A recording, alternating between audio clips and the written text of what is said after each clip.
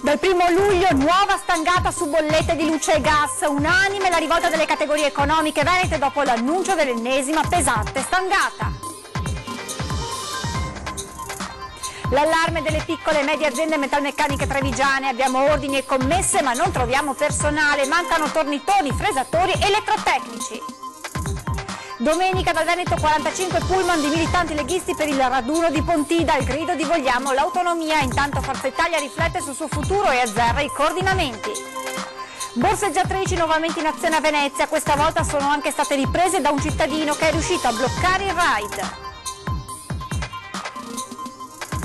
Paura nel quartiere Fiera di Treviso per il colpo messo a segno da un bandito armato in un supermarket. Un testimone racconta, ha detto alla cassiera fai quello che ti dico, la pistola è vera, caccia la vivente. Blitz dei carabinieri in un garage di un complesso condominiale ad ovest di Vicenza, all'interno i militari scoprono un vero e proprio arsenale. In estate l'emergenza degli animali abbandonati nella Marca trevigiana, numeri raddoppiati rispetto all'anno scorso, l'appello di ENPA. Buonasera e ben ritrovati con l'edizione del Veneto dei nostri telegiornali. Dunque è unanime la rivolta delle categorie economiche dopo l'annuncio dell'ennesima pesante stangata sulle bollette.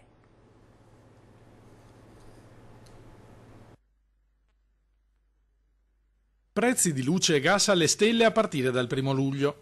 La stangata arriva dall'Autorità per l'Energia che ha decretato l'aumento del 6,5% per l'elettricità e dell'8,2% per il gas. Un salasso non indifferente per le tasche degli italiani già colpite da pesanti rincari a inizio anno.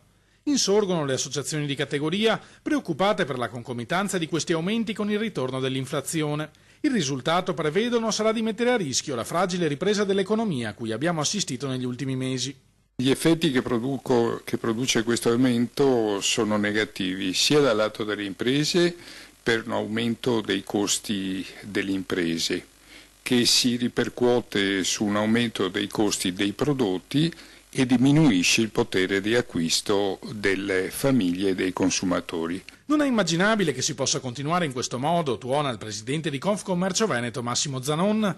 Non è accettabile che quando il costo delle materie prime diminuisce i prezzi al consumo non scendano, mentre quando aumenta gli incrementi lievitino in maniera esponenziale. È il mercato all'italiana, gli fa eco il presidente di Confturismo Veneto Marco Michielli, un mercato in cui IVA e accise incidono per oltre il 60% sul prezzo dei carburanti.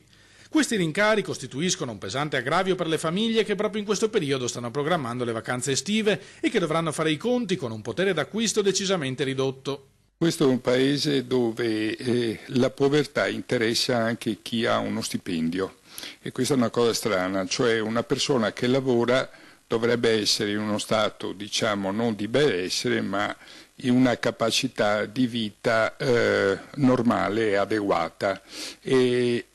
Oggi invece anche le persone che lavorano, che hanno uno stipendio, potrebbero rientrare in determinate condizioni familiari nelle fasce, diciamo, di difficoltà e di povertà.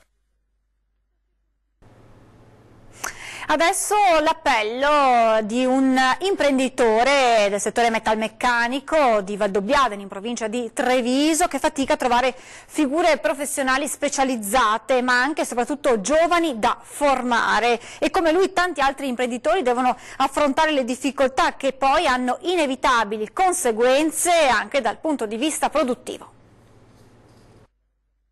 Non troviamo personale, non troviamo ragazzi, persone che vogliano appassionarsi a questo tipo di attività. Flavio Bortolomiola ha un'azienda che si occupa di manutenzione macchine utensili e realizzazioni di automazioni speciali a Valdobbiadene. Da tempo sta cercando 3 figure professionali da inserire nella sua attività, ma sembra un'impresa impossibile.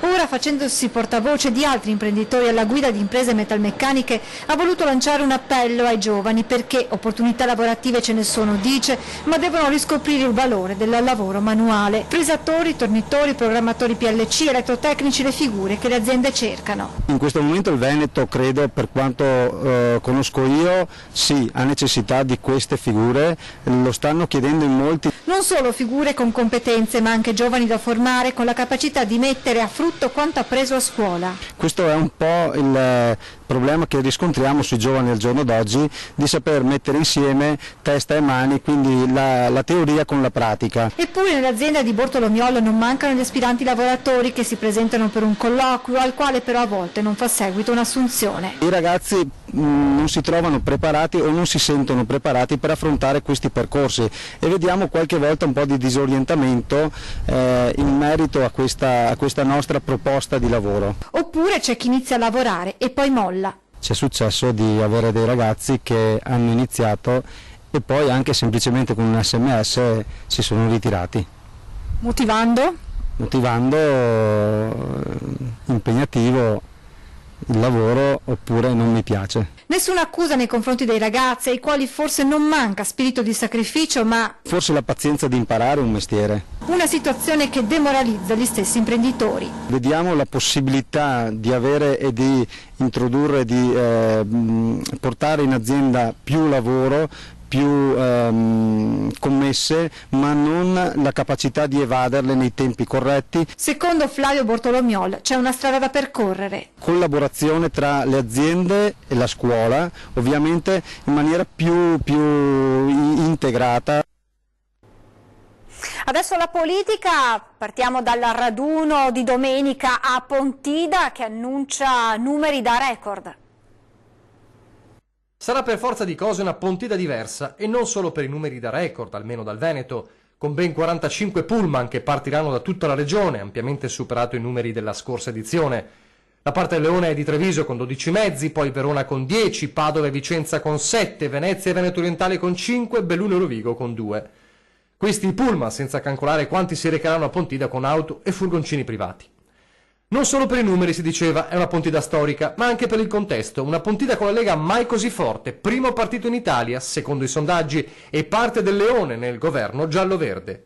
Ed è una Pontida storica anche per la partecipazione di tutte le regioni italiane. Chiaramente l'anno di Matteo Salvini, ministro dell'Interno, e quindi noi al governo con dei numeri stratosferici e soprattutto questo momento magico che vede la Lega assolutamente essere il primo partito, se non uno dei primi, insomma, e quindi questo ha portato grande entusiasmo e quell'entusiasmo lo si vedrà domenica. Veneti a Pontida con una speranza nel cuore, vedere il traguardo dell'autonomia. Pontida sarà l'occasione per ribadire questo. Noi abbiamo 32 parlamentari, 2 ministri, abbiamo 2 sottosegretari, quindi diciamo siamo in forza in quel di Roma, ma saremo in forza assieme ai nostri parlamentari, assieme ai consiglieri regionali, assieme naturalmente a Luca Zaia, il governatore del Veneto, per far pesare quel voto politico che ha visto la Lega la percentuale più alta nelle ultime politiche.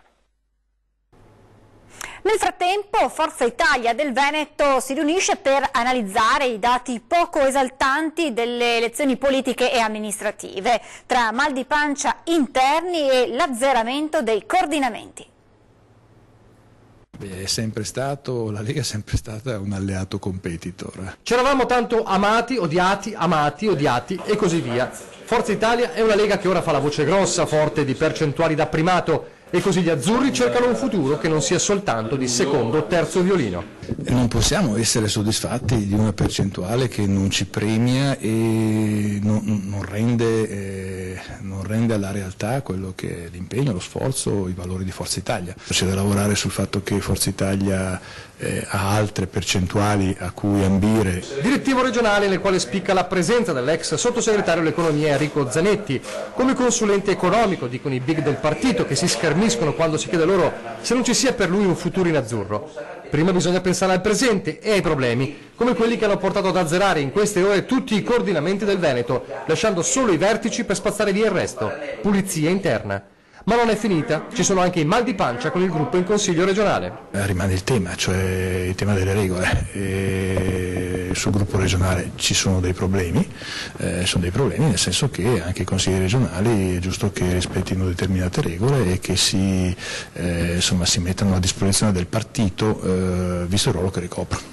La Forza Italia confida in una cosa: il caso Sandora Di Piave, con la spaccatura del centrodestra che ha fatto vincere il PD, ha un significato. È un campanello d'allarme, nel senso che dice chiaramente che né Forza Italia, ma neanche la Lega da sola, può vincere e governare, ma che gli elettori ci chiedono ancora una volta un centrodestra unito. La cronaca adesso da tempo sta scontando la condanna a 13 ergastoli nel carcere di Padova Due Palazzi. Stiamo parlando di Donato Bilancia, che dopo il diploma di ragioniere è prossimo adesso alla laurea. Non si può parlare di sudate carte con riferimento ai libri di studio per Donato Bilancia, 67 anni, prossimo luglio, nel carcere Due Palazzi di Padova, dove sta scontando la condanna a 13 ergastoli per aver commesso 17 omicidi tra Liguria e Piemonte tra il 1997 e il 1998, Bilancia si è messo di buona lena e dopo aver sostenuto la maturità da ragioniere vede profilarsi all'orizzonte una laurea in progettazione e gestione del turismo culturale. Nel frattempo ha appreso correntemente 3 lingue, inglese, francese e spagnolo. Come lui una cinquantina di detenuti che in questo periodo si sono iscritti all'università. Dopo anni di isolamento e regime di massima sicurezza, Bilancia vive tra i detenuti comuni e si è messo a studiare, godendo tra l'altro di diversi permessi dal Tribunale di sorveglianza. Un bandito armato di pistola ha seminato il panico all'interno di un supermercato nel quartiere Fiera a Treviso. La testimonianza di una cliente al nostro microfono. Berrettino nero calato sugli occhi, una bandana nera sopra il naso a forma di triangolo, braccio teso, pistola in pugno. Pistola alla mano, non ci ha pensato 2 volte a dirigersi verso la cassiera con il volto travisato. È durata pochi attimi tra la paura di alcuni clienti e il terrore della cassiera. La rapina avvenuta ieri mattina alle 11 al supermercato di Più in viale 4 novembre nel quartiere Fiera a Treviso. Un rapinatore con il volto parzialmente travisato da un cappellino ed armato di pistola, dopo aver minacciato la cassiera, si è fatto consegnare l'incasso della mattinata.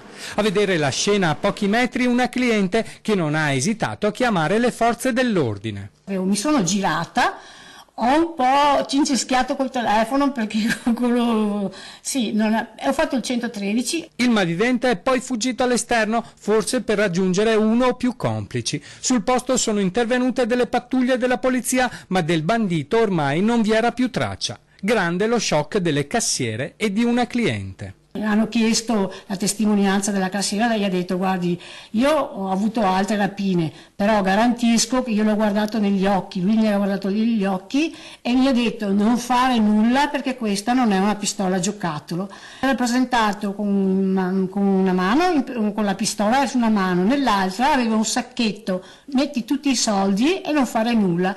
È ancora da quantificare l'ammontare del denaro sottratto alla cassiera? Le forze dell'ordine ora stanno acquisendo le immagini delle telecamere della zona nella speranza di individuare i responsabili. Le indagini sono in corso. Borseggiatrici nuovamente in azione a Venezia, questa volta però vengono incastrate dalle riprese di un cittadino. Vediamo le immagini. Oh, che fa? Cosa ti fa? Ah? Che c***o tocchi? Ah, mongo? Che cosa ti fa? Che cosa vuoi? Che c***o fai? Ah? Che cosa vuoi? Che c***o tocchi? Non toccare la incisa. Ma è finta, c***o, pensi che sia stupido? Finta. Se è finta, perché fai allora? Per mangiare a lui. Ah, che c***o fai? È finta. Se tu non hai soldi, che c***o fai bambino? Ah, già toccato. Ah? Lo so, l'ho viste. Chiamo la polizia. Ah? Ehi, che c***o vai? Chiamo la polizia. Chiamo la polizia. Queste immagini sono state girate con il cellulare giovedì pomeriggio in Calle della Mandola a Venezia, poco distante da Campo Sant'Angelo. La stessa zona dove il mese scorso sono già state fermate 3 baby borseggiatrici. Si vede una ragazza, tra l'altro già nota alle forze dell'ordine, con il pancione che tenta di infilare la mano dentro la borsetta di una passante, con tutta probabilità una turista. Questa volta però non riesce nell'intento perché il ragazzo che la sta riprendendo la blocca, iniziando anche ad insultarla, tanta è la rabbia. State attenti, state attenti! Ladri, ladri, ladri! Ladri di m***a! Ladre, ladre! Sono loro le ladre! Poi la ragazza fa perdere le sue tracce. Ma l'attenzione dei membri del comitato CND, il gruppo cittadini non distratti nato proprio per segnalare e denunciare il fenomeno dei borseggi, resta alta.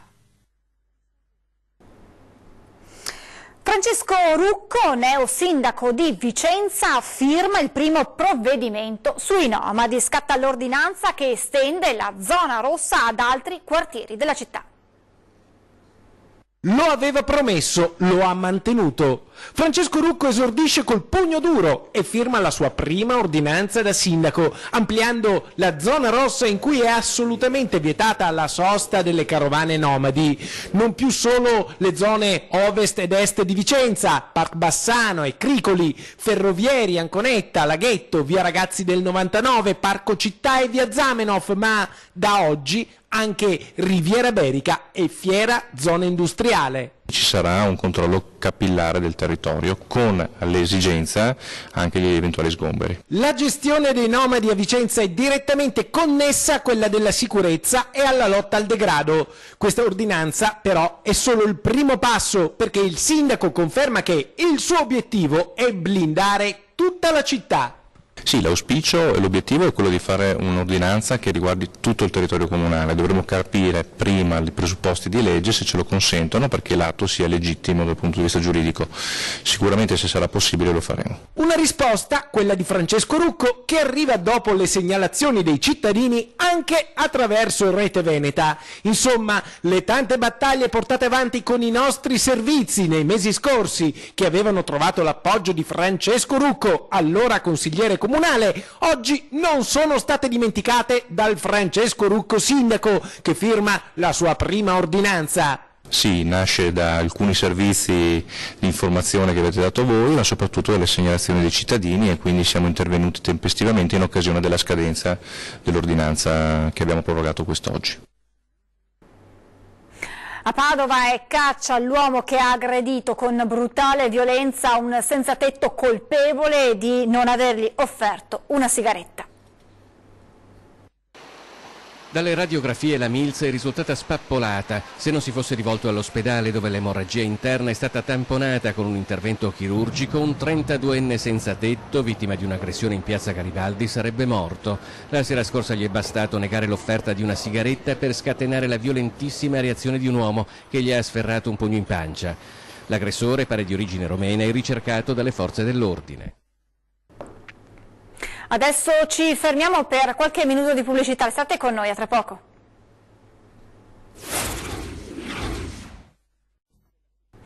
È la cronaca ad aprire questa seconda parte del nostro telegiornale Veneto. Blitz dei carabinieri in un garage di un complesso condominiale nella zona della Dogana a Vicenza. All'interno i militari hanno scoperto un vero e proprio arsenale. Blitz dei militari in un garage di un condominio a Vicenza Ovest. I carabinieri pensavano di avere a che fare con un magazzino per lo stupefacente o per lo stoccaggio di refurtiva, ed invece all'interno, una volta aperto, hanno trovato un vero e proprio arsenale. Un Kalashnikov con tanto di caricatori a banana, una serie di colpi 7,62, un paio di revolver, una cinquantina di cartucce per una 375 Magnum e altri di vario calibro, 5 fumogeni per segnalazioni nautiche, 2 giubbotti antiproiettili, un paio di centraline elettriche, il tutto all'interno di borsoni e un furgoncino, risultato rubato nel Bresciano ai primi di maggio. Tutte queste armi, il munizionamento, il materiale atto sicuramente idoneo a commettere dei eventi criminosi di un certo spessore. Adesso chiaramente avvieremo le indagini per stabilire se questo materiale è già stato usato, se era in previsione di usarlo in futuro, quindi lo scenario si è appena aperto e chiaramente dovremo approfondire. Armi e furgone sono stati spediti ai carabinieri del RIS per il rinvenimento di eventuali impronte o altre tracce utili ad individuare eventuali utilizzatori, materiale tutto che potrebbe essere servito o servire per eventuali rapine o assalti. A portare i militari alla scoperta alcune segnalazioni da parte dei residenti che da qualche tempo attorno a dei garage avrebbero notato uno strano andare e venire di persone non collegato a quanto pare ai titolari dei box. Dopo una serie di accertamenti, i carabinieri del nucleo investigativo con il personale del comando provinciale hanno focalizzato la propria attenzione su un garage in particolare, decidendo per la perquisizione, con la sorprendente scoperta.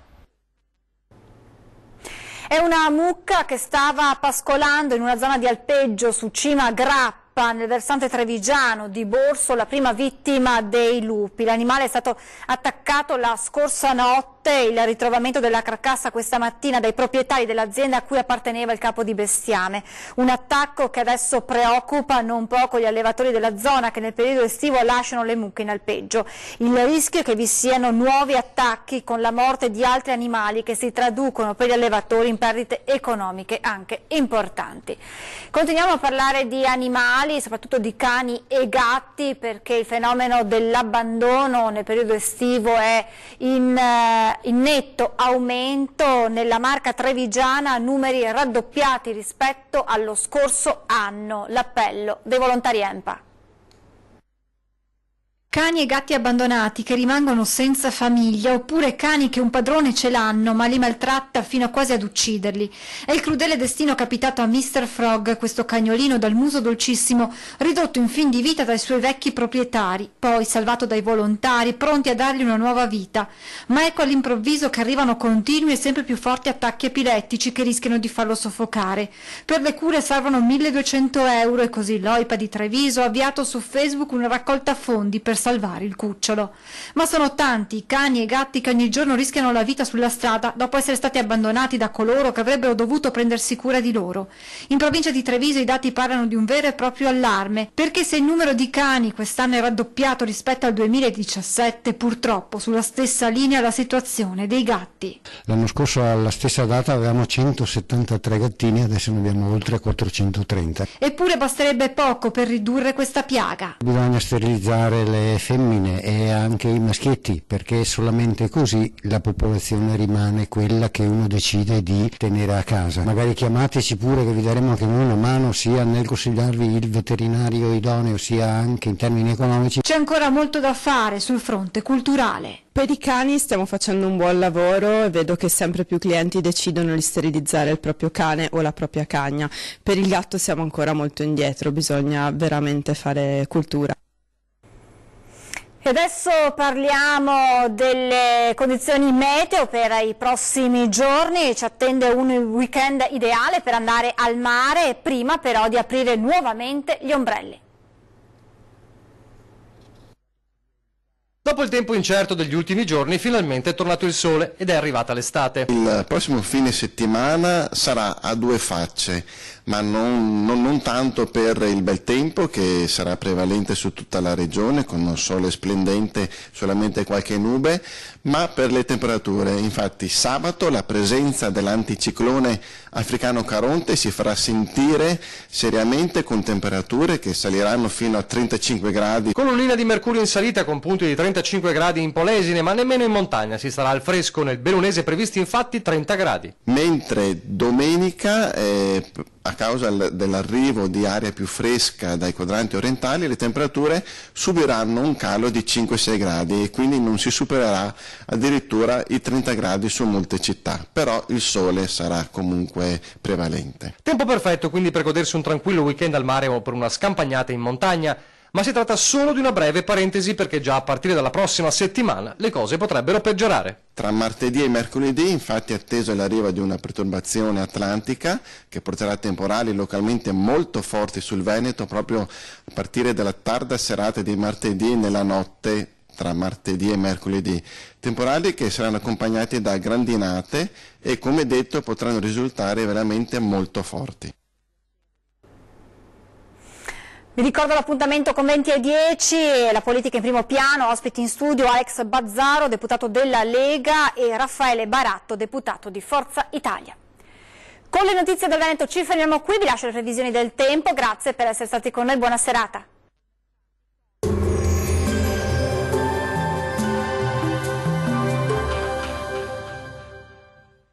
Ben ritrovati al meteo. Arriva l'anticiclone africano Caronte e sarà sole e caldo. Vediamo il dettaglio di sabato 30 giugno.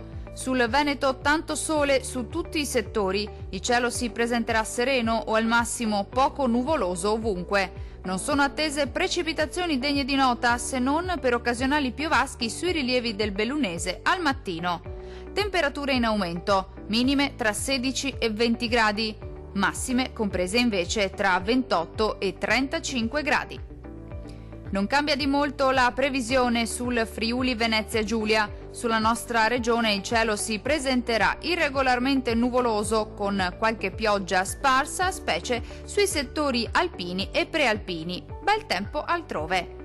Temperature in aumento con minime comprese tra 18 e 19 gradi, valori massimi oscillanti invece tra 29 e 32 gradi circa.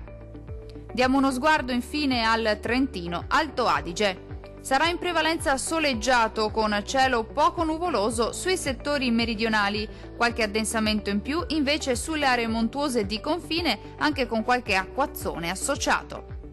Temperature minime tra 15 e 17 gradi, valori massimi compresi invece tra 33 e 34 gradi circa. Dal meteo di Antenna 3 per ora è tutto. Arrivederci al prossimo aggiornamento.